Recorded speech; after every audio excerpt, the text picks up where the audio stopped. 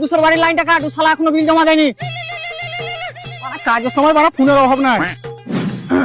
Hello sir, আমি বিদ্যুৎ বিভাগ থেকে এমআরুল বলছি। কারেন্টের কি ব্যাপার বে? ধুকপুক ধুকপুক কেন করছে বে? আরে স্যার বোঝার চেষ্টা করুন, কারেন্ট ঠিক নাই। কি ব্যাপার, কারেন্ট স্যালাইন টানছে নাকি? আরে বাড়া জ্বর হয়নি ওকে যে স্যালাইন টানবে, ট্রান্সফরমারে একটু সমস্যা আছে।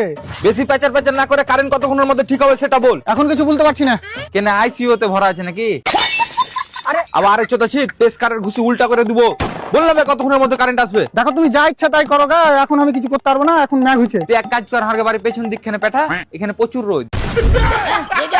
ওদিকে বৃষ্টি হয়েছে, কোনটা আবার সর্দি ফর্দি লেগে যাবে।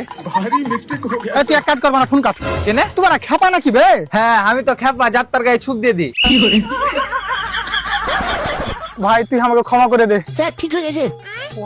ঠিক হয়ে গেছে, এবার তো খুশি হয়ে যা ভাই, কারেন্ট ঠিক হয়ে গেছে। দেখ ঠিক হয়ে গেছে, তুই এক কাজ কর, কারেন্ট পেঠাবার আগে রাস্তায় 2-4 কিলোমিটার চালিয়ে দেখেলে আবার কোনটা রাস্তায় খারাপ টারাপ হয়ে যাবে। Maria, me battiste più